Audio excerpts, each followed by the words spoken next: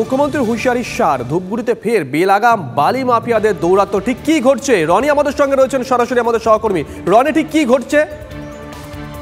দেখো, যেমনটা আমরা কিন্তু এর আগেও দেখিয়েছিলাম যে মুখ্যমন্ত্রী একাধিক প্রশাসনিক সভা থেকে বালি পাচার নিয়ে হুঁশিয়ারি দিয়েছিল, তারপরেও কিন্তু বালি পাচার বন্ধ হয়নি। আমরা দেখেছি, আমাদের ক্যামেরায় ধরা পড়েছে ধূপগুড়ি ব্লকের গাদং 1 নম্বর গ্রাম পঞ্চায়েতের কাজীপাড়া এলাকায় রীতিমতো নদী থেকে বালি তুলে সেগুলোকে পাচার করা হচ্ছে, এবং যার কারণে কিন্তু নদীর গতিপথ পরিবর্তনের একটা আশঙ্কা দেখা দিয়েছে। এর আগে দেখেছিলাম আমরা এই নদীতে, এই এলাকাতেই রীতিমতো নদীর ভাঙনে, নদীর গাছে প্রায় কয়েকশো বিঘা চাষের জমি চলে গিয়েছে, এবং ভাঙন কিন্তু প্রতি বর্ষায় অব্যাহত। তারপরেও সেখানে বেআইনি ভাবে সরকারি রাজস্ব ফাঁকি দিয়ে বালি তুলে তা পাচার করা হচ্ছে, এবং সমস্ত পুলিশ প্রশাসনের নাকের ডগায় হচ্ছে, এমনটাই কিন্তু অভিযোগ রাজনৈতিক দলগুলির। এবং বিরোধীরা অভিযোগ করেছে যে রীতিমতো তৃণমূলের নেতাদের মদতেই কিন্তু পাচার হচ্ছে এই বালি। প্রশ্ন উঠছে, কেন বারবার এই খবর সম্প্রচারের পরেও তৎপর হচ্ছে না প্রশাসন? আমরা খবর সম্প্রচারের পর কিন্তু পুলিশ প্রশাসনের তরফে একটা জিনিস বোঝানোর চেষ্টা করা হয় যে এটা পুরনো ছবি অথবা মিথ্যা ছবি, কিন্তু আমরা এই মুহূর্তে যে ছবি তুলে ধরছি সেই ছবি কিন্তু প্রতিটি জিপিএস ক্যামেরাতেও তুলে রাখা রয়েছে, কারণ প্রশাসনের নিচু তলার আধিকারিকরা উপর তলার আধিকারিকদের বারবার তাদের ভুল বোঝানোর চেষ্টা করেন এবং সংবাদকে মিথ্যা প্রমাণের একটা চেষ্টা করেন। কিন্তু আমরা যে ছবি তুলে ধরছি তা কিন্তু একদম আসল ছবি, সঠিক ছবি, এবং নদী থেকে গিয়ে সেখান থেকে তোলা। স্বাভাবিকভাবে একটা জিনিস পরিষ্কার যে নজরদারি কোথাও একটা ঢিলামা রয়েছে।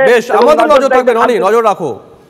এদিকে ফের সমবায় ব্যাংকের বিরুদ্ধে আর্থিক তছরূপের অভিযোগ। পাথর প্রতিমা বন্ধ কৃষি সমবায় ব্যাংকের সম্পাদক ও ম্যানেজারের বিরুদ্ধে 2 কোটি টাকা তছরূপের অভিযোগ তুলেছেন মহিলা গ্রাহকরা।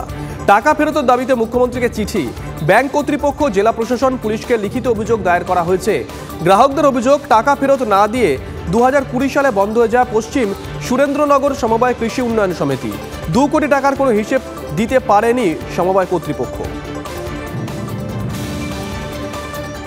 গ্রুপ ছিল, তপন সমর দলই, তপন প্রধান আর অনিমেষ জানা, ওরা 2 কোটি টাকা তজরুপ করে পালিয়ে গেছে। আমাদের আসল হচ্ছে যে 50,000-এর বাইরে যাবে। অনিমেষ জানা আছে, তপন প্রধান আছে, আর সমরেশ দলই আছে। এরাই পশ্চিম সুরেন্দ্রনগরেই বাড়ি, আমাদের চোখের সামনেই ঘুরছে, কিছু করতেও পাচ্ছি না আমরা মহিলা। এরা সমবায় সমিতি হেড। আমরা জেনেছি অঞ্চল অফিসে একটা দরখাস্ত দিয়েছিলাম, বিডিও একটা দরখাস্ত দিয়েছিলাম, একটা চিঠি দিয়েছিলাম মুখ্যমন্ত্রীকে। তার থেকে কোনো উত্তর পাইনি এখনো পর্যন্ত। না, গিয়েছিলাম কিন্তু পুলিশের সেরকম কোনো সহানুভূতি পাইনি এখনো পর্যন্ত। রেজুলেশন করে যদি সেক্রেটারিকে সব দায়িত্ব দিয়ে দেয়, তার রেজুলেশন কপিও আছে, হ্যাঁ, সব কিছু আছে। অর্থ দপ্তর দৈনন্দিন কালেকশন করে ওনাকে দিতে হতো, সেইভাবে রেজুলেশন করা আছে। আমি যদি রেখে দিতাম টাকা কালেকশন করে, উনি তো অনেক আগে অভিযোগ করাতে পারত, মানে ডিপার্টমেন্টে। টাকাটা কে নিল? না, সেক্রেটারি সব কিছু করেছে। একাধিকবার, মানে 5 থেকে 6 বার সমস্ত আধিকারিককে আমি উইথ রিটেন লিখিতভাবে আমি জানিয়েছি যে এই বিষয়টা দেখা হোক। এখন আমি একজন রাজনৈতিক দলের কর্মী, আমি ভারতীয় জাতীয় কংগ্রেসের একজন কর্মী, ফলে রাজনৈতিক প্রতিহিংসা কিনা সেটা বিচার্য বিষয়। আমি সেই বিচারের অপেক্ষায় রয়েছি যে এটা সত্য উদ্ঘাটিত হোক। বেওয়ারিশ লাশের পাহাড় খড়গপুর মহকুমা হাসপাতালের মর্গে। গত অক্টোবর থেকে চলতি মাসের প্রথম সপ্তাহ পর্যন্ত মর্গে পড়ে রয়েছে 40টি বেওয়ারিশ লাশ। মৃতদেহগুলো থেকে দুর্গন্ধ ছড়াচ্ছে, দূষিত হচ্ছে এলাকা। মৃতদেহগুলি বেশিরভাগই রেল দুর্ঘটনাজনিত বলে প্রশাসন সূত্রে খবর। প্রশাসনিক জটিলতার কারণে মৃতদেহগুলি সৎকার হয়নি বলে জানিয়েছেন খড়গপুর মহকুমা হাসপাতালের সুপার গৌতম মাইতি। জেলা প্রশাসন সূত্রে খবর, বেওয়ারিশ লাশের ব্যাপারটি খড়গপুরের মহকুমা শাসকের নজরে আনা হয়েছে। দেহগুলি দ্রুত সৎকারের ব্যবস্থা করা হবে। এখন আমাদের অক্টোবর থেকে আজ পর্যন্ত 40টা বডি আছে টোটাল। না, ফ্রিজিং এর ব্যবস্থা আগে ছিল, কিন্তু ওই মেশিনটা আউট অফ অর্ডার হয়ে গেছে, কিন্তু বডি রাখার অনেক জায়গা আছে, সাফিসিয়েন্ট জায়গা আছে। আনক্লেম বডি বলতে আমাদের একটা অর্ডার আসতে হয়, এসডি অফিস থেকে অর্ডার আসলে আমরা আমাদের ডোমদেরকে দিয়ে ওটা ক্লিয়ার করে দেওয়া। না, এতদিন পর্যন্ত এখনো নির্দেশ আমার কাছে আসেনি। চলুন একটা ছবি দেখাই, ডানকুনির ছবি। পাকা রাস্তা ছেড়ে দিন, দূরের ব্যাপার, কাঁচা রাস্তাও নেই ডানকুনি পুরসভার 5 নম্বর ওয়ার্ডের বাগপাড়ায়। বাঁশের সরু মাচা দিয়ে পারাপার করছেন এলাকার বাসিন্দারা। নিত্যদিন দুর্ঘটনা ঘটে, রাস্তা না থাকা এলাকায় ঢোকে না অ্যাম্বুলেন্স। স্কুল কলেজে যেতে হয় এই ঝুঁকি নিয়ে। গত 10 বছর ধরে এমনই দুর্ভোগ অভিযোগ করছেন এলাকাবাসী। বহুবার রাস্তা তৈরির আবেদন জানানো হয়েছে প্রশাসনের কাছে, কিন্তু কেউ কোনো রকম কর্ণপাত করেননি, এমনটাই দাবি করেছেন এলাকাবাসীরা।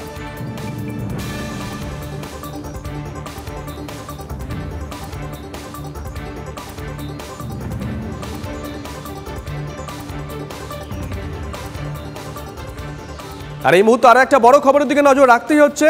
বাংলার আইন শৃঙ্খলা পরিস্থিতি নিয়ে মুখ খুললেন মুখ্যমন্ত্রী। বাংলাকে অপমান করার অধিকার নেই, আইন শৃঙ্খলার পরিস্থিতি বাংলায় অনেক ভালো, বাংলাকে বদনামের চেষ্টা চলছে, তোপ মমতার। অনেকে তো আইন শৃঙ্খলা নিয়ে অনেক অকথা কুকথা বলে, অপপ্রচার মিথ্যা করে। আমাকে কেউ 10টা গালি দিক, আমার গায়ে লাগবে না, কিন্তু বাংলাকে গালাগালি দিলে আমার খুব আপত্তি আছে। বাংলাকে কেউ যদি নিচু করতে চায়, আমাকে গালাগালি দেওয়ার নাম করে, সেখানে আমার আপত্তি থাকে। আপনারা জানেন ভারতবর্ষের মধ্যে শ্রীরামপুর থানা বেস্ট থানা হিসেবে ঘোষিত হয়েছে। তাহলে আইন শৃঙ্খলা যদি ভালো না হয়, এই জায়গাটা হবে কি করে? ক্যালকাটা সেফেস্ট সিটি হিসেবে ঘোষিত হয়েছে, তাহলে কি করে হলো?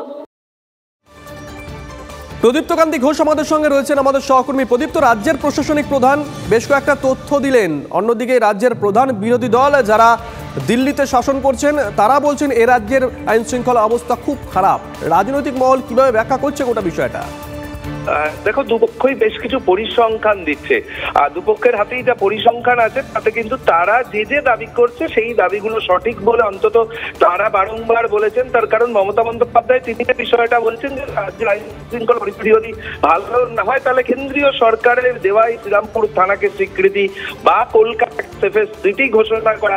আবার পক্ষান্তরে রাজ্যে যখন বিভিন্ন জায়গায় বোমা বিস্ফোরণের ঘটনা ঘটে, গুলি চলে, রাজ্যের যে শাসক দল তাদের অভ্যন্তরীণ গোষ্ঠীদ্বন্দ্বে বহু মানুষ মারা যান, ফলে সেই বিষয়টিকে সামনে রেখে বিরোধীরা তারাও এই বিষয়টিকে সামনে নিয়ে আসেন যে রাজ্যের আইন শৃঙ্খলা পরিস্থিতির অবনতি হয়েছে। মমতা বন্দ্যোপাধ্যায় কেন্দ্রের পরিসংখ্যানকে সামনে রাখছে, আর বাস্তবিক যে ঘটনাগুলো ঘটছে সেই বিষয়গুলিকে সামনে নিয়ে আসছেন বিরোধীরা। অর্থাৎ রাজ্যের আইন শৃঙ্খলা পরিস্থিতি নিয়ে চাপান্তর বেশ কয়েক বছর ধরে দেখা যাচ্ছে, এটা আরো অব্যাহত থাকবে বলেই অন্তত ইঙ্গিত নিল মমতা বন্দ্যোপাধ্যায়ের কথা। তো শুভজিৎ, ধন্যবাদ প্রদীপ্ত। মমতা বন্দ্যোপাধ্যায় আজকে ঠিক কি বলেছেন শোনাই একবার। অনেকে তো আইন শৃঙ্খলা নিয়ে অনেক অকথা কুকথা বলে, অপপ্রচার মিথ্যা করে। আমাকে কেউ 10টা গালি দিক, আমার গায়ে লাগবে না, কিন্তু বাংলাকে গালাগালি দিলে আমার খুব আপত্তি আছে। বাংলাকে কেউ যদি নিচু করতে চায়, আমাকে গালাগালি দেওয়ার নাম করে, সেখানে আমার আপত্তি থাকে। আপনারা জানেন ভারতবর্ষের মধ্যে শ্রীরামপুর থানা বেস্ট থানা হিসেবে ঘোষিত হয়েছে। তাহলে আইন শৃঙ্খলা যদি ভালো না হয়, এই জায়গাটা হবে কি করে? ক্যালকাটা সেফেস্ট সিটি হিসেবে ঘোষিত হয়েছে, তাহলে কি করে হলো?